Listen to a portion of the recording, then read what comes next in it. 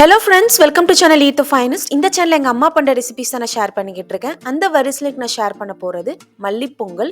பெரியவங்கலேருந்து சின்ன குழந்தைங்க வரைக்கும் சுலபமாக ஜீரணிக்கக்கூடிய இந்த மல்லிப்பொங்கல் மணக்க மணக்க எப்படி நம்ம வீட்டில் பண்ணுறதுன்னு இந்த வீடியோவில் பார்த்துடலாம்.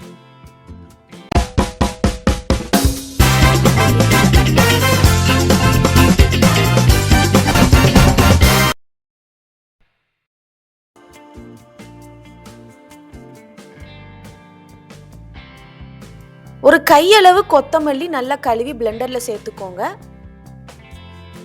கூடவே காரத்துக்கு 2 பச்சை மிளகா, கொஞ்சோண்டு தண்ணி சேர்த்து இந்த மாதிரி அரைச்சு எடுத்துக்கோங்க.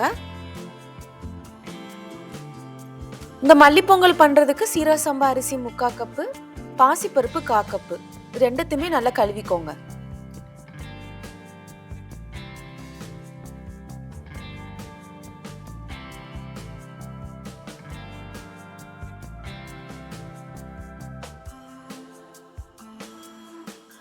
குக்கர் சூடேறினதுக்கு அப்புறமா எண்ணெய் 2 டேபிள் ஸ்பூன், நெய் 1 டேபிள் ஸ்பூன் சேர்த்துக்கோங்க. தாராளமாக முந்திரி பருப்பு 20 சேர்த்துக்கோங்க. வெண்பொங்கலுக்கு முந்திரி பருப்பு தான் டேஸ்ட்டே. இந்த மாதிரி வறுபட்டதுக்கு அப்புறமா தனியாக எடுத்து வச்சுக்கோங்க. அதே எண்ணெயில் சீரகம் 1 டீஸ்பூன், 1 இன்ச்சு இஞ்சி குட்டி குட்டியாக நறுக்கி சேர்த்துக்கோங்க. மிளகு பொடி 1/2 டீஸ்பூன் சேர்த்துக்கோங்க. வெறும் மிளகாய் சேர்த்திங்கன்னா குழந்தைங்க சாப்பிடும்போது அதை ஒதுக்கிடுவாங்க. அதனால மிளகு பொடியாக சேர்த்துக்கோங்க. வாசனையாகவும் இருக்கும், ஜீரணிக்கக்கூடிய சக்தியும் தரும். பெருங்காயம் 1/4 டீஸ்பூன், கொஞ்சோண்டு கருவேப்பிலை. இஞ்சி கலர் மாறினதுக்கு அப்புறமா அரைச்சி வச்சிருந்த மல்லி விழுதை சேர்த்துட்டு 2 நிமிஷம் நல்லா சுருளை வதக்குங்க. பச்சை வாசனை போகணும். நல்லா சுருளை வதக்கியாச்சு. இப்போ கழுவி வச்சிருந்த அரிசி பருப்பு சேர்த்துக்கலாம். 3/2 கப்பு தண்ணி சேர்த்துக்கோங்க. குலைவா வரும் பொங்கல். உப்பு 1/2 டீஸ்பூன்,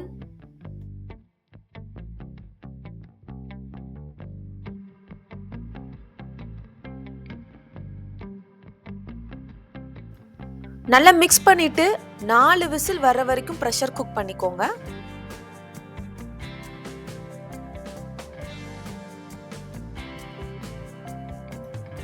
நல்ல குலைவா வந்திருக்கு பொங்கல். கடைசியா 1 டேபிள் ஸ்பூன் நெய் சேர்த்துக்கோங்க. வறுத்து வச்சிருந்த முந்திரியை சேர்த்துக்கோங்க. கடைசியா இப்படி முந்திரி சேர்த்துக்கிறதுனால நம்ம சாப்பிடும்போது நல்லா கிரன்ச்சியாக இருக்கும். மல்லி எல்லாம் ரொம்பவே நல்லது. அஜீரண கோளாறு எதுவுமே வராது. ரொம்ப இதமான ரெசிபிங்க இது. இது 1 பார்ட் ரெசிபி. இதை பண்ணிக்கிட்டு இருக்கும் போதே வீடே மனமாக இருக்கும்.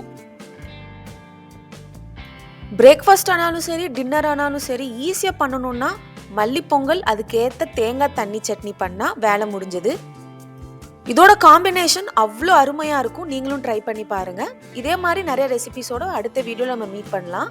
தேங்க்யூ ஃபார் வாட்சிங்.